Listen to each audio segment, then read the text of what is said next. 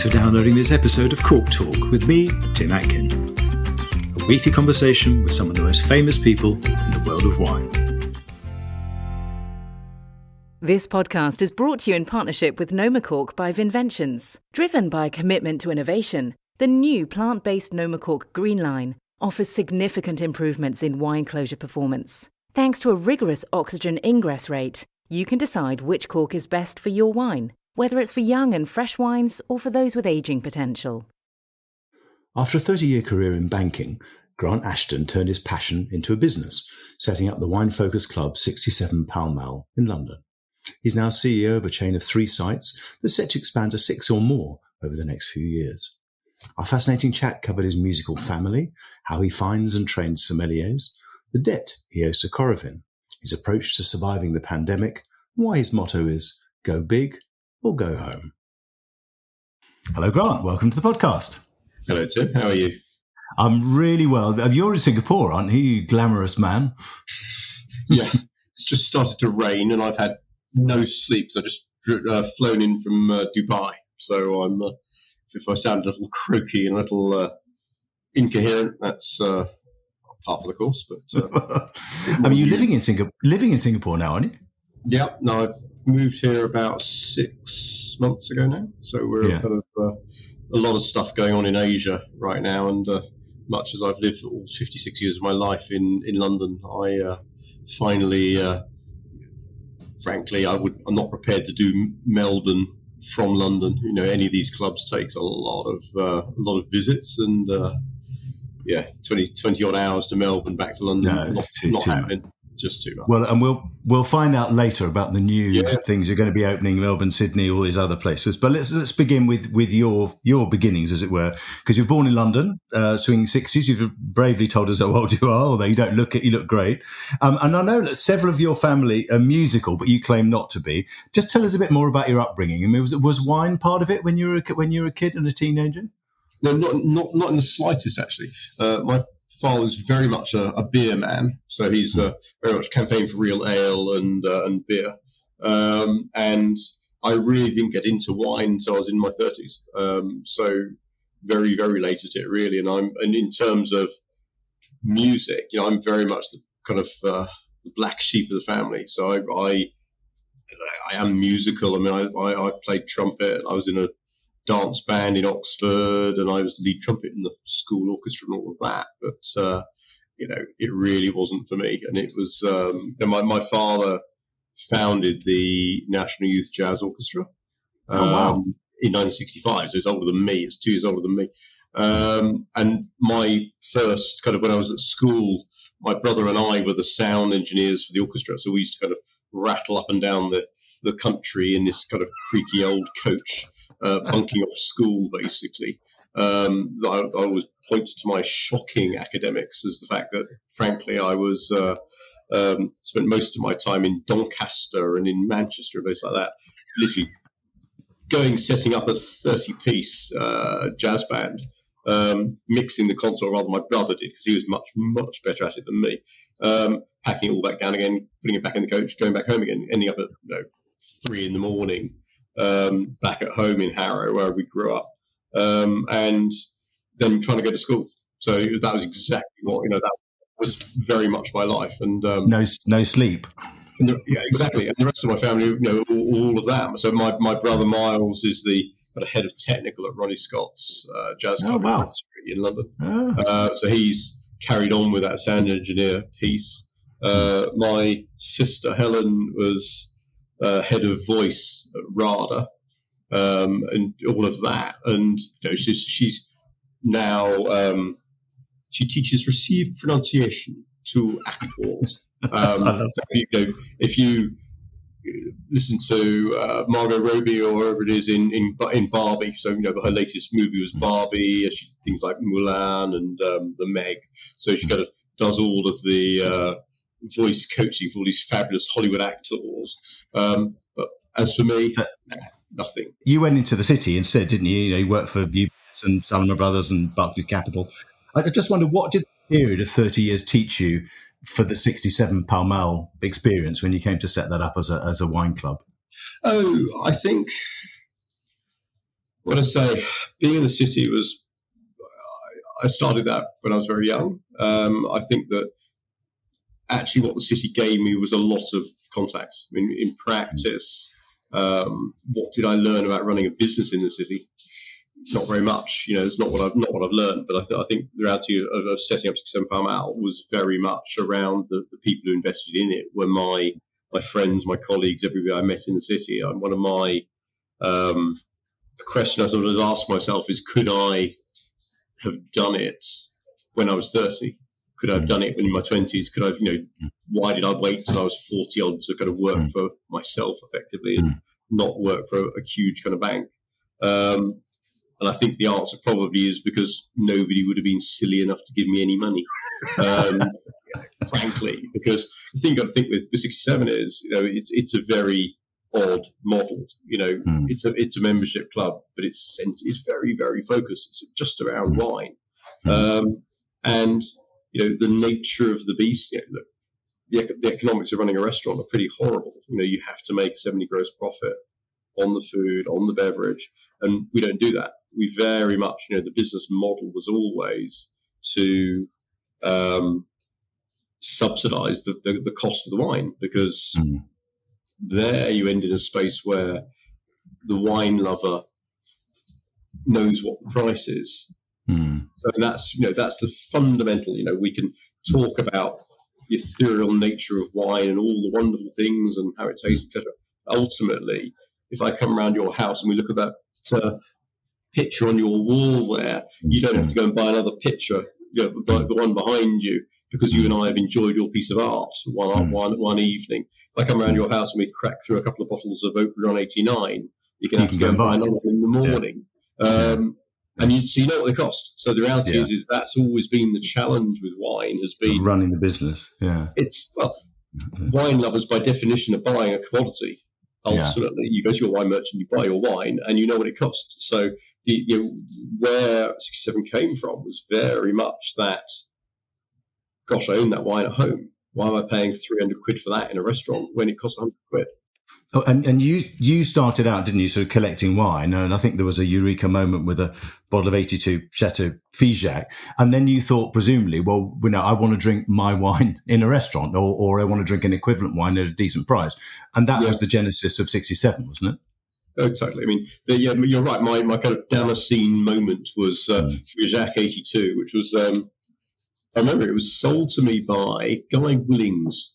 L'Assemblage sold me a case of Figeac 82, which I think was owned by Michael Broadbent, MW, back in the day. He sold it to Guy Willings, who sold it to me, and that was my the wine, which was that's amazing. And we did an event with Figeac the other day, and I put my foot down and said, "You've got to have 82 in the lineup." And so we actually went and bought a case of 82. So if you sneak around 67 Pall Mall, you'll probably find a bottle or two on the list, the leftovers, if you like, of that 12 pack we bought. That was my wine. That was the one where and everyone's got a wine that's like, that's the one. But just what made you leave the city? Because you're supposed to be having a year off, but you found time to set up a green gas business, take the chartered financial analyst exams. I mean, it doesn't sound like a year off to me. I think you're a bit of a workaholic, aren't you? Look, the answer is I got fired. So let's not beat around the bush. I avoided it for 20 odd years, 23 years, I think it was. And one day in the middle of the GFC in 08, I kind of ran out of road.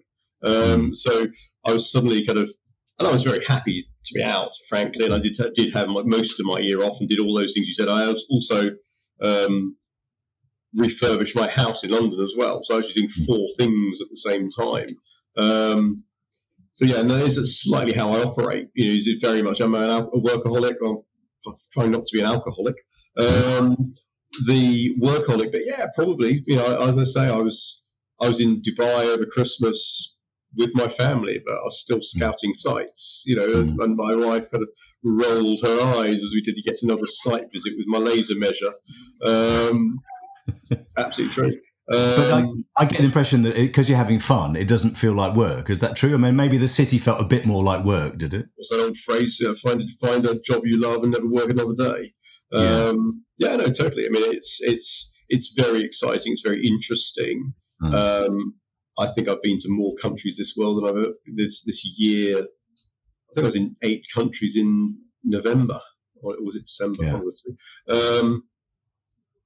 You know, I'm moving all the time, and we're looking at a lot of places. And look, I spent most of 20 odd years sitting in front of a screen. Yeah. You know, I'd have 6, 8 computer screens sitting in front of me, and I sat at a desk from 6:30 in the morning till 8 at night. These days, you know, I'm barely ever sitting down, frankly. So which is more fun, I'd imagine, right? Absolutely, much better for my waste time. Exactly. I mean, tell us about the original 67 Pall Mall site, which is this unbelievable building on Pall Mall, obviously, as the name suggests. Just tell us about how you found the site and maybe a teeny bit about its history, because it's quite a place, isn't it? Yeah, I mean, it wasn't supposed to be that. I mean, I think that I've told this story a million times, but we were very much looking at opening a wine bar. You know, very much. With my kind of year off, I actually have a piece of paper at home. It's a piece of A4, which was my kind of decision tree on what I was trying to do. And it was, I remember writing at the top of it, "You have a wine problem," and I did have a wine. Not that sort of problem. And my wine problems, I had too much of it, and very much was kind of, what do I do? Do I sell it to a wine merchant? And if I can sell it, I'll cut 15, 20% from the market price, which is their margin, fine. Do I open a bottle shop and try and retail my way out of this position, or do I open a wine bar and try and get out of it? Try and sell some wine that way. And I and a few of my friends thought that would be a good idea, and so I started kind of looking for sites, trying to open one in Marylebone, if I'm honest. So sort of like, actually, Claret in Marylebone is probably a very good example of exactly what we were trying to do, frankly. So Alexandra Mazanopoulos, did what we wanted to do originally, but we found instead we came across this amazing old listed Lutyens building on the corner of St James, effectively Pall Mall and Marlborough Road in St James, had been empty forever, mainly because it's a difficult building. It's between 2 royal palaces, no access, literally one door in, one door out, because it was a bank, so you didn't really want lots of entrances and exits to let the robbers in and out. And it had been hanging around forever because it was very much in the kind of too hard to do box, because that piece of St James is terribly historic. It's very, very hard to do anything. And to a great degree, I think I was very naive. I just kind of looked at this building and went, this is cheap. Let's do that. And very much on my band of happy followers, we anteed up some money. We got it kind of halfway over the line, and then it took years. I mean, literally, it took 2.5 years to get the thing done. To get the cash or to do it up? No, to even get permission to do it. I mean, to get permission to do it took 2.5 years. To do it up took 3 years. So it was a 5.5 year front to back to do. Various planning and licensing. It's in a very, very sensitive part of London. So we had to be very careful about what we were doing. And it's a lovely old building, but it's a cranky old lady. It's a wonderful cranky old lady, isn't it? I mean, I think it's, and from the start, you raised the cash, you did the books, you even cleaned the loos, I think, didn't you, at the start? I mean, I hope you're not doing that anymore. Yes, no, literally everything. I mean, the reality is, look, I raised the money by printing out, the offering document on my printer at home. I've still got a copy of it somewhere. But it was absolutely going to my mates and saying, look, this looks like a good idea, and we can sell some wine, and this will be great fun. And it really snowballed from there. I mean, the initial idea was very much to be a kind of wine-centric restaurant, or to be a very, very low-key, slightly spit and sawdust sort of affair. And then just the nature of who wanted to join, the nature of, we thought there might be 500 people that might care about this. in the world. And that was it. That was our whole ambition, was if we got a nice place, doesn't really make or lose any money, and we get to enjoy it, that'll be good enough, right? Now you've got 9,000 members, not in London. You've got 9,000 members, what, in London, or you mean around the world? In the world. So you've got probably about 4,000 in London, 3,500 in 3,800 I think is in Singapore, about 750 in Verbier. And then more in Beaune, more in Bordeaux, soon to be a bunch in Melbourne as well. And tell us what members get. They obviously get to go to a nice club, but they can store their own wines as well. What other sort of membership benefits do they get? Look, I mean, it's typically in any city we're in, we've got the biggest wine list. So it's the broadest, typically 45 to 50 countries on that list. Very much not the recent releases all the time. And I think that's one of the issues you have with a lot of wine lists and a lot of restaurants is very, very much the distributor lists, for want of a better word. So we've got a lot more mature stock. And the reality is, we have a huge section by the glass. We probably have typically between 750 and 800 wines by the glass. And that's one of the major USPs of that is the wines by glass. And also, as you say, the fact that members can store their own wine means they can drink it in the club for corkage. The thing you've got to remember with wine lovers is they all own wine. And so at the end of the day, if you're in a restaurant, and you own that same wine, and you see that wine 3-4 times marked up, you don't buy it. You end up buying something else. So you kind of downsell into a cheaper bottle of wine. Is what you often have. And the reality is that with this sort of market, in this sort of environment, rather, you have the ability to get people to upsell because they can see the value. They know that this is. They know what it costs. Yeah, they know what it costs. Wine lovers know what it costs. So it's very, very simple in that respect. But it seems to be a place that attracts more men than women, or there are obviously female members. But why is it? Is it men are more likely to be wine geeks and collectors than women? Do you think? I don't. I think there's a famous old statistic that women buy more wine than men. It tends to be at a much lower price point. So I think fine wine is much more bought by men. And look, it's something where everybody in the industry is trying to change. Certainly in Singapore, we have a much higher ratio of ladies to gentlemen than we do in London. I think generally it's just tougher to get ladies to join a club. It's a lot of that's historic. It's changing. It's getting there, and we definitely have better demographic in Singapore than we do in London. But we're working on both. I mean, that's where all the marketing spend is, if you like, is all being spent on making sure lots of ladies, younger members of both sexes. It's very much the push you've always got to have.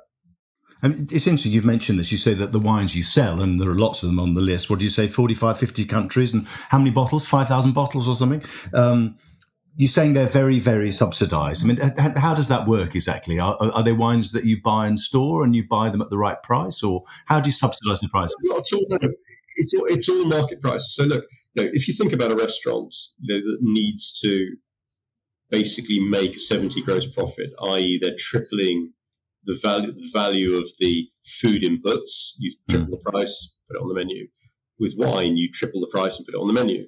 Because you only got you only got one way of monetizing that experience.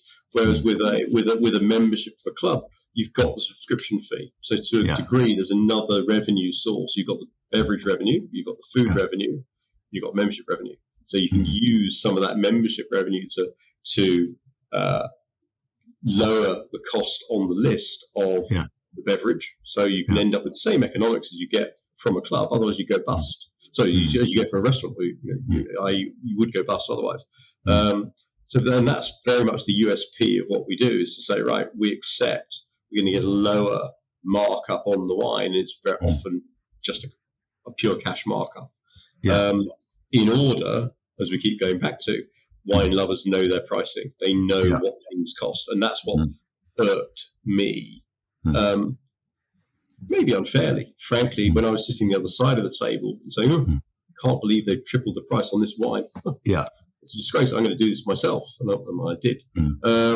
Actually, when you sit the other side of the table and you say, well, actually, that's what you need to do to stay in business as a restaurant. You understand why they do it, and you understand that's what you have to do. But it's a shame that the margin gets put on wine as opposed to food very often, isn't it, in restaurants? But it is on the food as well. I mean, that's the misnomer, really. That you look at what the food cost that a chef will be targeting. Again, you're looking at a 30% food cost. So it's very much the whole package has to get you to that 70 gross profit in order to break even, and that's pretty audible to make money. That's the nature of the economics of the beast. So look, I've learned that, and I think that's the reality of the USP, if you like, of 67 is very much that if you understand that wine lovers know their price, and you can find a way to get that price point to a point where the wine lover goes, that's all right. I might have a nicer glass of wine than I was going to have because I can see the value. That's clearly what you're trying to achieve. And then the package works. I mean, give us a few numbers because I think you just mentioned it, but because they're impressive. How many bottles do you? 5,000. How many of those are available by the glass? Oh, it depends. I mean, London's got, I think at the moment, got about 4,600. Singapore's about 6 and a bit thousand lines. Verbier's 3 and a bit. We will typically always have either side of 5,000 lines on a list. Typically, I think London's got about 850 by the glass right now. Singapore, something similar.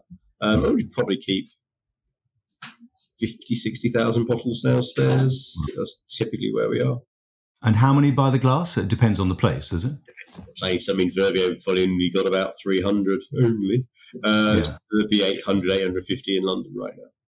And Coravin was a game changer, presumably, wasn't it? The wine preservation system where you can serve one wine, a glass of something and keep the bottle, right? I've often said we built the business around Coravin.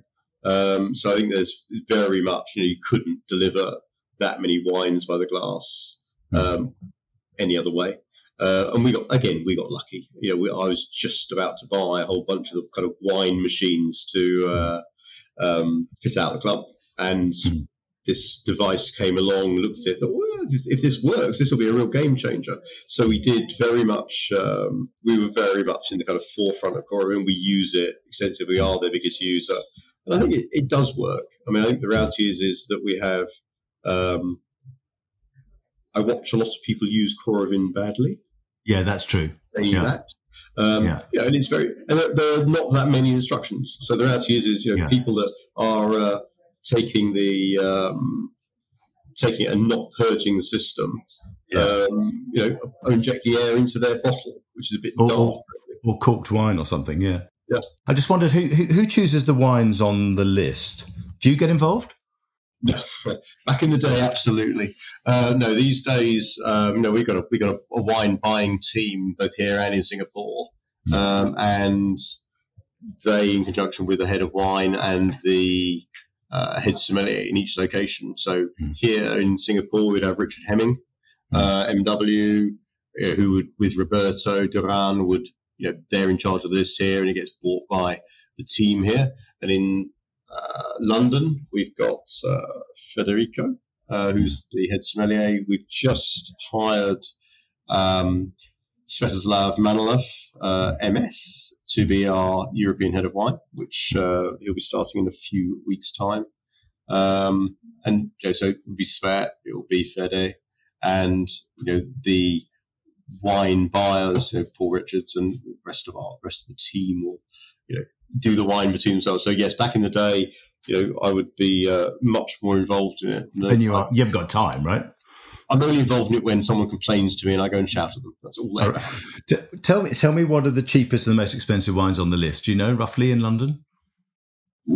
I'd have thought the cheapest would be probably an entry-level Riesling, probably. I mean, I think there's a minimum price point on anything, which would be 40 quid, I think, is probably the minimum price point we have. The most expensive bottle is probably, it's either going to be a Romani Conti, I'd have thought, of some description, or it might be Liber Pata, actually. We've got a few bottles of Liber Pata, including the 18, which is fabulously expensive. So, yes, I think it's either Liber Pata or DRC, probably. Oh, dear, DRC. And have you ever sold one? Have you sold a DRC? Yeah, all the time. Yeah. No, we... especially in Singapore. So in Singapore, you want to ask why I'm here. There's a real buzz around Singapore and the whole of Asia. So we regularly sell bottles in the 10, 15, 20, 25,000 pounds range. That's cost, by the way. Not bear in mind, so even something like that. Something that was on the list at 25,000 quid probably costs 22, 23. So you can imagine that in a restaurant would probably be 70, 75,000 quid. Yeah. We're charging very small markup on that. 3,000 quid's all right, isn't it, on a bottle of wine? Still very nice. Thank you very much. But it's very dangerous when you get a corked one. Put it that way. Yeah. One corked bottle of DRC wipes out that. Don't know.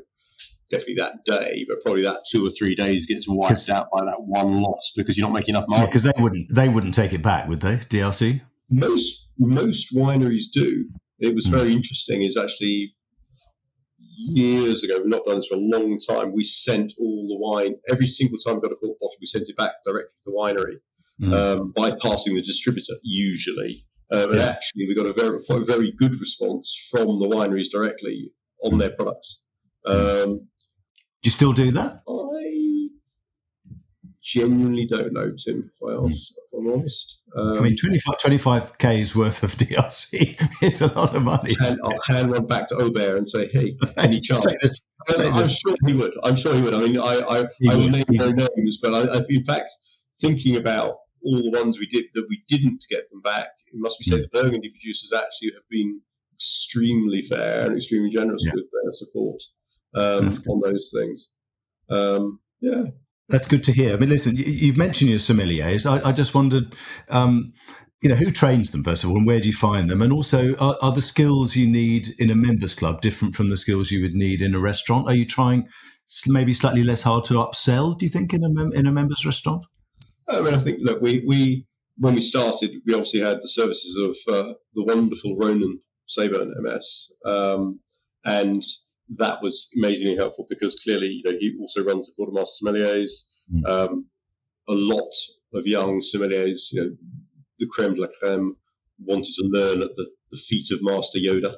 And, they very much now, we've hired Svet, who again is a Master Sommelier trained by Ronan. So we've got, hopefully a good, I hate to say conveyor belts, but a strong pipeline is what I probably should say, of sommeliers coming in.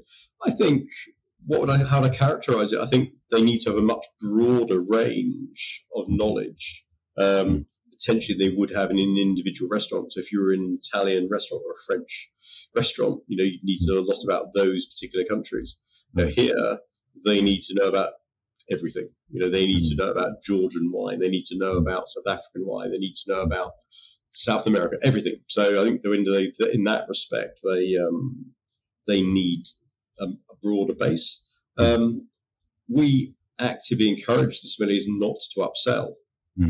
One of my instructions, if you like, is if the client wishes a £200 bottle of wine, serve that £200 bottle of wine. And then when they actually ask you for the next bottle and you suggest something a lot cheaper that's better and get them outside their comfort zone. And that works really well. So if you then go back and serve them let's call it Pinot, serve them a Pinot from somewhere else that's less well known, South African or New Zealand Pinot, something like that, a lot cheaper, and it's amazing, and half the price. That's when you really hook the member. That's when you really gain the trust. They keep coming back. And that's what we tell sommeliers to do, is gain the trust of people. Because look, they paid a membership fee. I don't need to, plunder every last penny on every single occasion they come, because people will come, once a week, twice a week. Some people are there 3-4 times a week. So at the end of the day, you're making a long-term commitment to that person, which is very much part of what a club is versus a restaurant. You wouldn't go to a club 4 times a week. No, you say you wouldn't go to a restaurant 4 times a week, but you would go to a club. Sorry, the wrong way. Yeah, you wouldn't go to a restaurant. Yeah. Tell me how, lockdown, that we all had to live through lockdown, running a members club during lockdown, nobody had come through the door. You were pretty creative, weren't you? Just tell us how you survived, in terms of what you did. I mean, you did 2 things, not just one. Yeah, no, that was all about the masterclass. It was all about the Zoom masterclasses that you and half the rest of the world helped us through all of that. So, I mean, it was very much, the first day. I don't know if you remember the first day when you kind of could go outside, stand in the middle of the street and see nothing for 20 minutes. I did actually stand in the middle of Pall Mall for 15 minutes with my GM, Mark Watts, and there was nothing. There was no traffic. There was nobody on the street. We very much had a kind of, oops, what do we do now?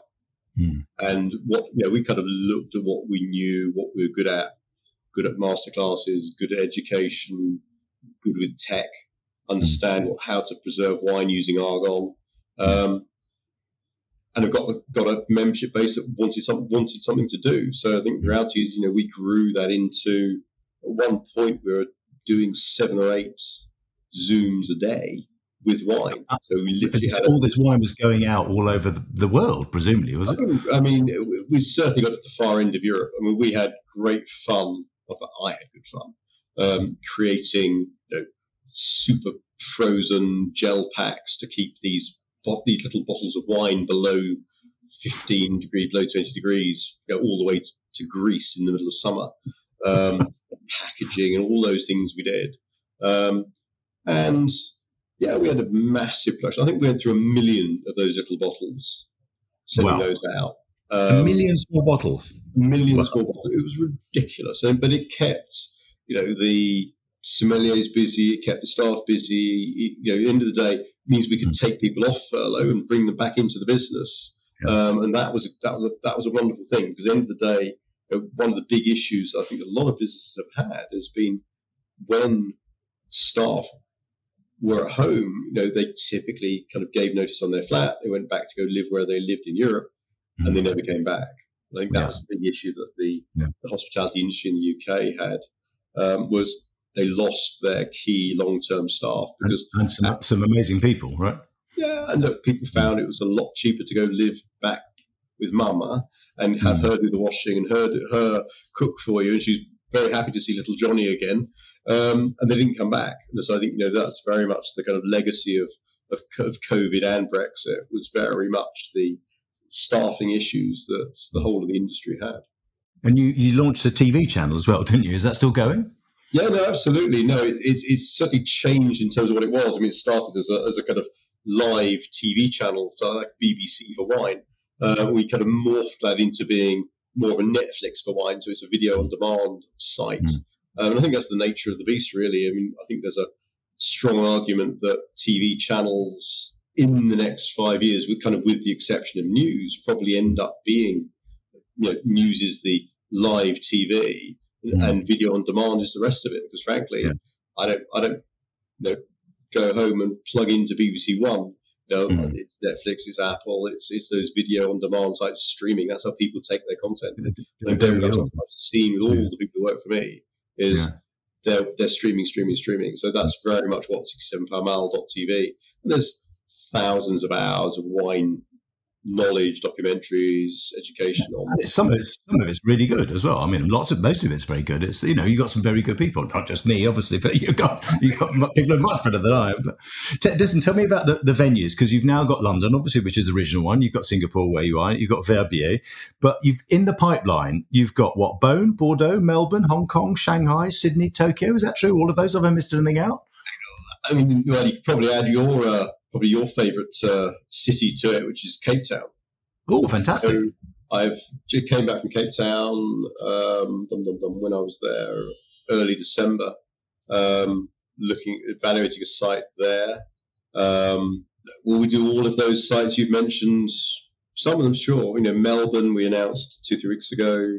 We're just about to open a virtual club in Hong Kong. So we have a new membership, en primeur membership. So cities where we're potentially looking at doing a physical club, we will actually we now have people on the ground in Hong Kong. We will have lots of events, which we'll be running on a kind of weekly and monthly basis in Hong Kong, with all of the wine glitterati in Asia. So to give kind of content to the members. Certainly, in that list, certainly very actively looking at Tokyo, very actively looking at Shanghai. I'd love to do Hong Kong, but oh my lordy, the pricing of real estate there is crazy, isn't it? I mean, is the plan to build the business up and sell it? I mean, do you have a third career in you? Maybe go back to music. I don't know. No, that's a bridge too far. No, I think we're very much still pretty early in the process. We are very much still building out our we've kind of got two cities. We've got kind of strategic wine cities like Bordeaux, Beaune, Melbourne, which are very much wine cities. I'd probably add Milan to that list as one we're looking at as a kind of proxy for Italy, because Italy's got too many wineries and too many centres. So I think Milan is probably what we'd look at, for Italy. And then we've got big cities. So we've got the Tokyos, the Shanghais, the Sydneys that we're very, very actively looking at. We will open en primeur membership in those cities, and look to roll them out. But it's kind of a little early to say what we're going to do. Will we sell it or will we list it? Who knows? Or will we just carry on running it? Right? I mean, it's fun. You're having too much fun, right? I mean, I love your motto, which is, your motto is go big or go home. Well, I wonder whether the going big is ever a bit frightening, or is that part of the fun? It's part of the fun. And also the problem is whenever we've gone too small, we're always chasing more space. So if you think we're now doing, Bordeaux is not a crazily big city. Yet we're doing an 1,800 square metre site in Bordeaux. That's at best a 1.2 million person city. You compare that to London. We started London with 960 metres for 8 odd million people. So, I think, and we've taken extra floors, and had to do a lot more to get London up to about 1,600 metres. So London's smaller than Bordeaux. And I think, these days, most of the sites we're looking at are 2,000, 2,500 square metres. And certainly all the ones I've been looking at. I looked at something the other day, 3,200 metres. So, probably at least twice the size of London. That's good to hear. You're going big. Well, absolutely. There's no point doing it small. At the end of the day, if you're going to go to all the effort of raising membership, raising the equity, you may as well do it at scale. Yeah. Listen, last question is, I wonder how you get away from wine. Is there, you mentioned that music wasn't for you, even though you were pretty good. Yeah. Do you get away from wine? No, not really. No, I mean, what do I? This is my life. This is what I do. You said I was a workaholic earlier. I work 7 days a week, and I've got my passion above my head in the club above my head as I speak. So no, I'm here in Singapore. My family are joining me here in Singapore. I have cycling and wonderful weather. So I think the reality is that there's plenty of ways to avoid the demon drink, but no, it's not bad here at the moment. It must be said. It's becoming your life, is what you're saying, yeah? Yeah, absolutely. Yeah. Well, that sounds good to me. It's my life too. So anyway, listen, Grant, thank you so much. You need to go and get some sleep, man, because you've been overnight on a flight. Does it show that badly? You sound wonderful. It didn't sound too great. And we got a little bit of Singapore background noise as well with the motorbikes going past. Anyway, it's been brilliant. Yeah. Grant, thank you so much. Keep opening new sites. Can't wait to see we're going to open in Cape Town. All right. Wonderful. All right, Tim. Talk to you soon. And I'll see you there. Perfect. See you. Bye. Bye-bye. Grant doesn't think small, does he? And the city's loss was definitely the wine world's gain. Next week on Cork Talk, my guest is Fernando Mayo from Viñas del Cambrico in Spain's Sierra de Salamanca region. Join me then. Thanks for listening to Cork Talk. If you want to read more reports, articles and tasting notes by me, go to my website, timatkin.com. You can also follow me on Twitter @timatkin and on Instagram @timatkinmw. See you next week.